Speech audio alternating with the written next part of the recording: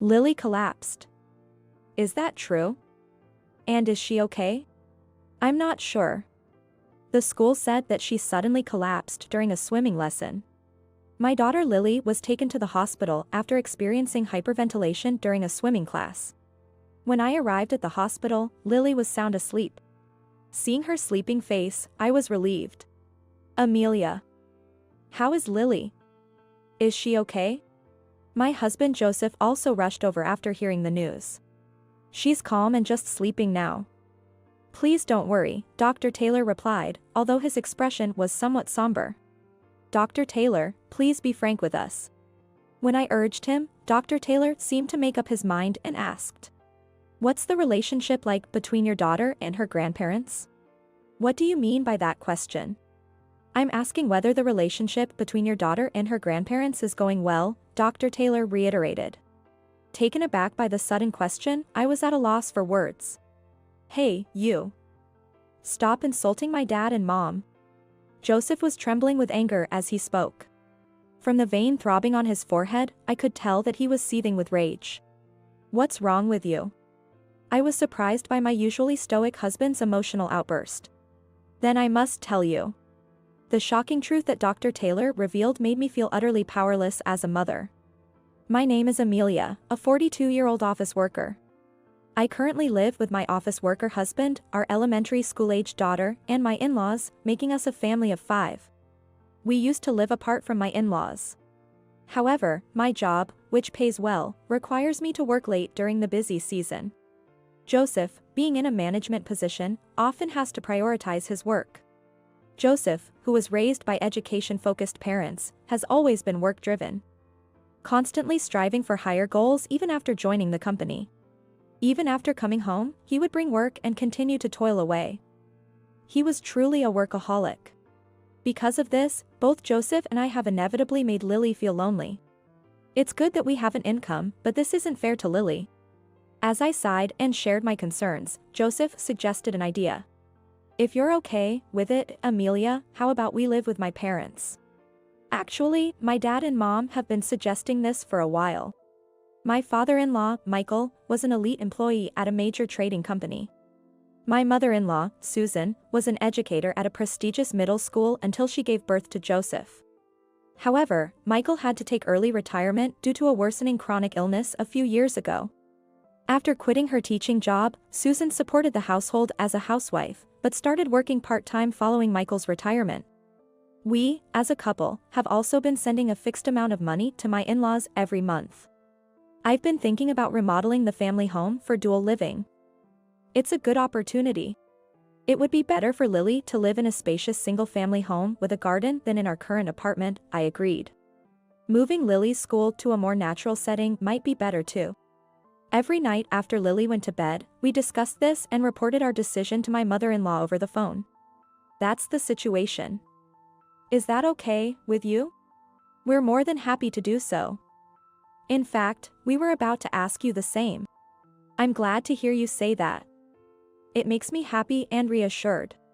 Thus, our plans for living together as an extended family moved forward smoothly. We remodeled the in-laws' house, allocating the first floor to them and the second floor as our living space. While we mostly kept to our separate spaces, we made sure the doors weren't locked so we could easily reach out to each other if needed. Even if my husband and I come home late from work, Lily would have dinner with my in-laws on the first floor, so she wouldn't feel lonely anymore. I thought. Yet, every morning as I left for work, I couldn't help but feel guilty towards my in-laws. I'm sorry for always imposing, Susan. Thank you for taking care of Lily. While Joseph and I were at work, my in-laws always helped Lily with her studies. It's really no trouble at all. That's right, Amelia. Lily is our beloved granddaughter too. You don't need to worry about it. Michael said with a hearty laugh. Lily, make sure you listen to your grandparents and behave well. Okay, I understand. Then, Susan, Michael, please continue to take good care of Lily. Having such reliable in-laws made me feel more at ease to focus on my work than ever before. 3 months after we started living together, I came home earlier than usual one day because work ended early, and Lily ran into my arms crying. What's wrong, Lily? Why are you crying? Lily clung to me and wouldn't lift her face. Susan followed Lily and said, she must be so happy to see her mom, trying to pat Lily on the head. Lily shook her head violently, showing that she didn't like it. Susan smiled a bit sadly. Lily, that's not right. You always have your grandma to help you with your studies. It's not nice to act like this, you'll make grandma sad. She probably just misses her parents a lot. Right, Lily? I'm sorry, Susan. It's okay, I don't mind. Susan continued to smile calmly. Lily was working hard on her studies just a while ago. Such a good girl. When Susan tried to pat Lily on the head, Lily shook her head violently again, refusing. Lily. I said no. Where's your apology to Grandma? When I scolded her, Lily reluctantly turned her face towards Susan and apologized with a trembling voice, sorry, Grandma. Since Lily usually seemed very fond of her grandmother, I didn't think much of it at the time, assuming she just wanted to play instead of study. I'm the one who should apologize, Lily. Sorry. I thought I saw tears in Susan's eyes, but when she realized I was looking, she quickly said, I must have gotten something in my eye. And laughed it off. As time went on, I noticed that not only Susan but also Lily's behavior was strange. Even though Lily often played by herself before we lived with the grandparents, she had never clung to me crying like that before. And yet, to act that way towards her kind grandmother, who always doted on her. Lily might be dealing with some issues that we, as adults, don't understand. Just before bedtime, I discussed this with Joseph. If I cut back on work, I could spend more time with Lily, and she wouldn't have to feel so lonely. What's this all of a sudden? We've talked this over many times before. My parents are looking after her, so there's no need to worry. But even if your parents are wonderful people, they can't replace a mother. Are you saying my parents aren't reliable? Joseph furrowed his brows and glared at me. Whenever something displeased him, Joseph often showed such an expression. That's not what I'm saying. It's just. Anyway, it's best to leave Lily in my parents' care. With that, Joseph turned away as if he was tired of the discussion and fell asleep. Winter came, and my busy work season finally slowed down. I'll do the dishes, so please rest, Susan. Oh, are you sure? Aren't you tired from work? It's relatively calm now, so I can help with laundry and cleaning on my days off. Is that so? Then I'll take you up on your offer and watch some TV. I decided to dedicate myself to household chores, making up for the time I couldn't before. Joseph seemed to be as busy with work as ever. Amelia, you're trying so hard. So, leave Lily's bath time to me tonight. Are you sure? Aren't you tired? Seeing me busy around the house, Joseph seemed to be considerate. Leave it to me. Parent-child communication is important, right? Saying that, Joseph puffed up his chest proudly. Lily, go ahead and take a bath with Daddy. When I called out to her, Lily was led by Joseph to the bathroom. Imagining the heartwarming scene between father and daughter, I couldn't help but smile. However, seeing Lily after she came out of the bath, I was surprised. Lily, doesn't your face seem a bit red? Lily's face appeared unusually flushed. Lily looked up at Joseph's face and remained silent, not attempting to answer. What's wrong, Lily? Why are you so quiet? She must have stayed in too long and got a bit overheated. She's probably feeling a bit dizzy. Joseph answered for her. Are you really okay? I asked repeatedly, concerned, but each time Lily would glance at Joseph's face and then nod, saying, yeah, I'm okay. From that day, no matter how busy he was, Joseph began to make it a point to bathe Lily almost every day. However, each time, Lily's face would be flushed after the bath. I wonder if she's sick. Maybe we should get her checked out at the hospital. That's an exaggeration. You're fine, right, Lily? You're not in any pain, are you? Yeah, I'm okay.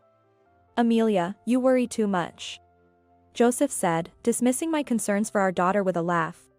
At that time, I hadn't yet realized the suffering my daughter was going through. Time passed, and it was summer the following year. Lily started attending a summer swimming school. Lily has always loved playing in the water since she was little, and even as an elementary student. She looked forward to swimming lessons every year. That's great. You've got your favorite swimming lessons starting today. Yeah, that's right. It's been a year since you last swam. Have you forgotten how to swim? Probably not. For some reason, Lily looked downcast from the morning. Lily, who had been eagerly awaiting the arrival of summer, didn't smile even once that morning. I thought she might be a little nervous about returning to the pool after a long time, but looking at her expression, it seemed more like fear than nervousness. Lily, are you okay?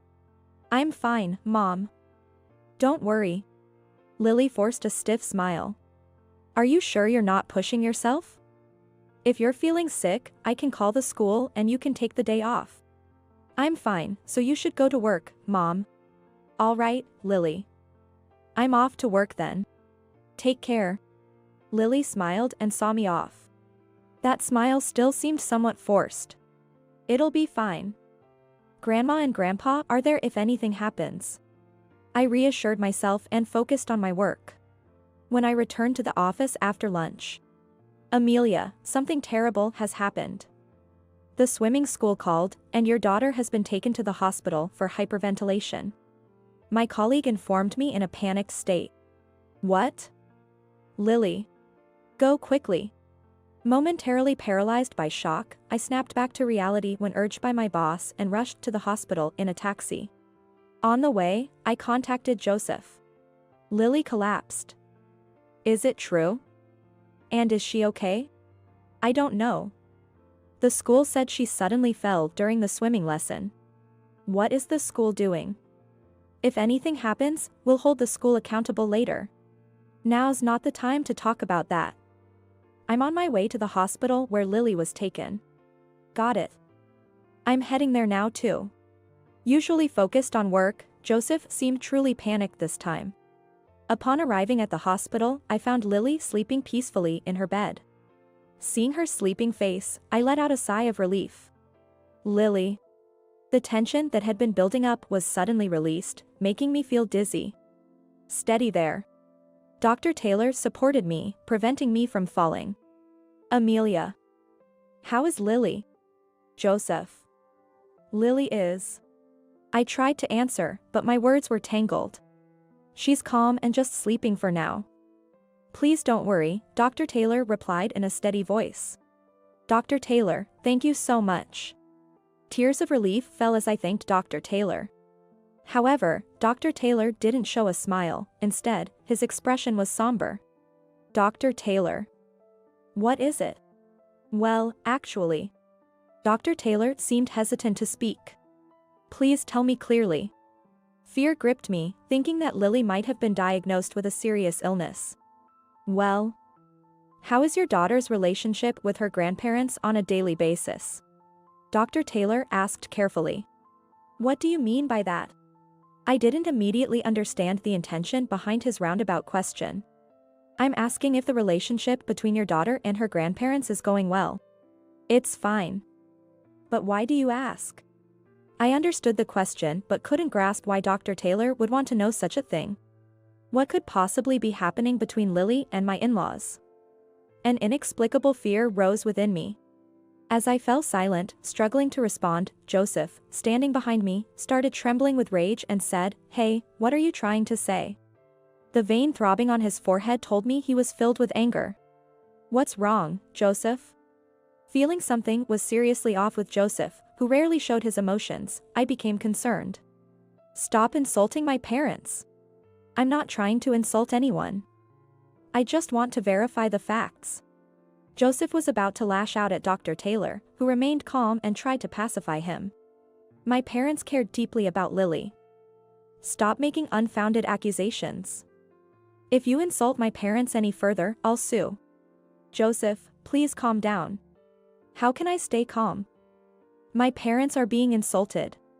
Dr. Taylor, what exactly did you mean by your earlier question? Dr. Taylor sighed deeply, as if troubled. Then I must say. Dr. Taylor then detailed the circumstances leading to Lily being brought to the hospital.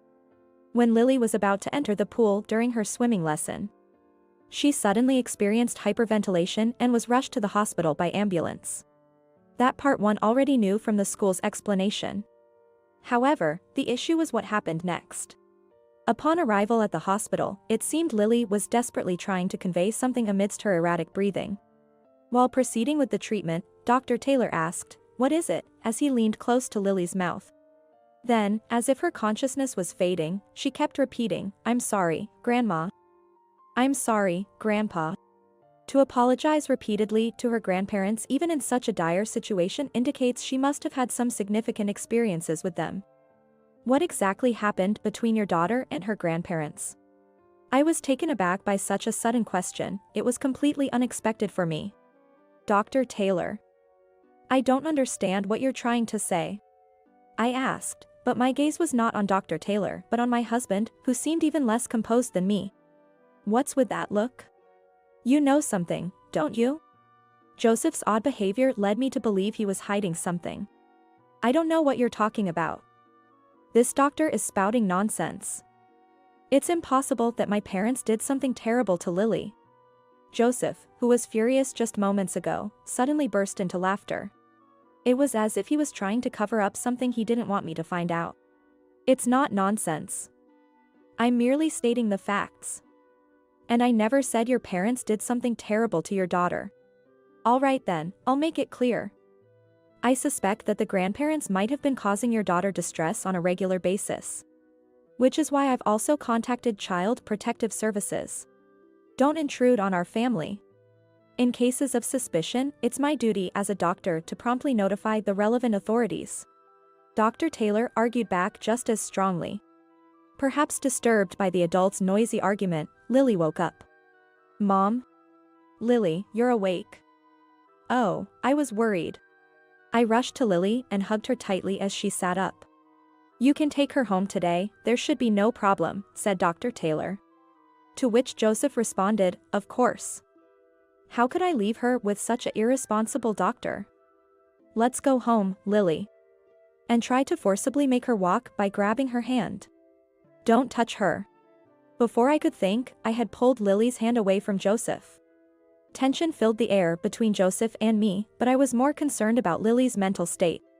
In the taxi on the way home, Joseph kept grumbling that doctor was just lying, trying to make my parents out to be the bad guys. I couldn't take his words at face value and remained silent. What, do you suspect my parents too? It's not that, but... Lily. Grandma and Grandpa didn't do anything terrible to you, right? Yes. Nothing bad. See? Lily says nothing bad happened. That doctor was just making things up. It was clear to me that Lily wasn't answering of her own will but was being coerced by Joseph's domineering attitude. Seeing Lily's frightened face, I couldn't help but wonder what had happened between her and my in-laws. Lily must have endured something horrific behind my back, something so dreadful she couldn't even speak to me about it. There must have been something significant for Dr. Taylor to contact Child Protective Services. However, confronting them directly would only lead to denials, and without evidence, there was nothing I could do. There was no evidence anywhere that those two were harassing Lily. Hey, are you listening? I snapped back to reality at Joseph's shout. Sorry, what did you say? Don't make me repeat myself. If those child services people come knocking, don't let them in, understand? Why not? If there's nothing to hide, we might as well let them in. Let them have a good look around the house and see for themselves that there's nothing amiss. Despite knowing it was futile, I countered. What if that starts rumors in the neighborhood? Think about how it could affect my career. Think before you speak. Joseph had always been on a smooth path as an elite, from his childhood to his career as an adult, never once facing failure. Proud Joseph must be terrified of getting a bad reputation more than anything else. Is his pride really something that needs to be protected more than his daughter? While pondering this, my gaze landed on the taxi's dash cam. Yes. That's it. I remembered a certain fact that I had forgotten to tell my in-laws and Joseph. The next day, I pretended everything was normal with my in-laws and Joseph, but I took a leave of absence from work. I killed some time at a friend's house and waited at the school gates for Lily to finish school. Lily. Over here. Lily looked surprised to see me but also seemed relieved. Mom, what's going on? I'll explain later. Let's catch a flight together now. Then we took a bus to the airport and flew to my hometown. From that night until the next morning, Joseph called me repeatedly. Feeling utterly annoyed, I reluctantly answered after several calls. What's going on? Where did you take Lily? To a safe place out of your reach. What? Don't joke with me. Come back and explain properly. I have no intention of coming back. A phone call is enough for explanations. Then at least bring Lily back. Give her back to us. Joseph was yelling over the phone. I calmly replied, I refuse. Why? What on earth did we do? If you don't remember, let me enlighten you. Because you kept doing things to Lily every day that she hates. My suppressed anger exploded all at once. I explained everything to Joseph in order of events. On the way back from the hospital, I saw the taxi's dash cam and remembered that we had installed a camera in the living room. The camera was installed to watching over our elderly in-laws and Lily. It would alert my phone immediately if anything unusual happened. The ground floor was the living space of my in-laws, and Lily could come and go as she pleased when Joseph and I were at work. Shortly after we started living with my in-laws, Susan began forcing Lily to wash dishes and do the cleaning. Initially, I thought it was Susan's way of teaching household chores to her granddaughter, but Susan never guided her. Just watching Lily with Michael. Lily quietly did as she was told. However, after finishing her tasks, Susan stopped Lily from going upstairs, saying in a somehow sad voice, "Please clean the bathroom next." But, I have homework. Sorry, but please, just do as you're told. A child who can't do this cannot stay in our house. So please, do as you're told. Okay? It's for your own good. Saying this, Susan grabbed Lily's wrist and forcibly tried to take her outside. Please, just listen, Lily. The surveillance camera, though it picked up a bit of background noise, was good at capturing the sounds clearly, allowing Susan's voice to be distinctly heard. Interestingly, even as she gave orders, Susan sounded somehow sad. Grandpa, help. When Lily sought help, Michael did not admonish nor appease Susan but merely watched quietly from the sidelines. Faced with this unbelievable reality unfolding on the screen, I was speechless. The harassment from my in-laws towards Lily seemed to continue almost every day when I wasn't home. I couldn't believe that Susan could do such a thing behind my back. I was shocked. I told Joseph about the harassment from my in-laws towards Lily, without mentioning the surveillance camera. Misunderstanding something, Joseph angrily exclaimed, "That girl. Even after all the disciplining, she talked? Was it not enough? So, you were the root cause after all? Huh? I did mention your mother, but I never said a word about you being involved. You tricked me. That's the lowest of the low. To do such a thing to our elementary school-aged daughter? Who's really the lowest now?" I found myself reminiscing about the days when Joseph used to bathe our daughter, Lily, in the tub. I know what you did to Lily in the bath. There was no proof, but I decided to bluff. It was educational. She started to dislike studying and was content with just getting 90 on her tests, so I thought I'd re-educate her a bit. Re-educate? How dare you say such a thing? Lily is terrified. All I said was she couldn't leave the bath until she answered my questions correctly. Joseph had unwittingly confessed. Joseph. When Dr. Taylor asked you about Lily and your parents at the hospital, you were furious. But that wasn't because you were protecting your mother. You were afraid it would come out that you were forcing them to do such things against their will. And you refused intervention from child services for the same reason. The surveillance camera footage clearly showed Joseph threatening his parents. Susan and Michael weren't doing things to upset Lily willingly. The reason Lily's face was always flushed when she came out of the bath was that Joseph wouldn't let her out for extended periods. The bathing experience had become traumatic for Lily, making her extremely averse to water. And then, on the day we had swimming class at school, just attempting to enter the pool brought back painful memories, causing her to hyperventilate. Because of you, she can't even enter the pool she loves. So what? You don't know how I feel. I don't want to know how you feel. My dad was an elite businessman, and my mom was a well-respected educator. In contrast, as a child, whenever my grades dropped even slightly, I was ridiculed by comparing me to my parents. I didn't want to go through that miserable experience. That's why I was strict with Lily, to ensure she didn't go through what I did. That's education, isn't it? Saying so, Joseph began to laugh in a chilling manner. When my dad had to retire early due to a chronic illness and they came to me for financial help, I felt victorious inside. I thought, now. The tables have turned.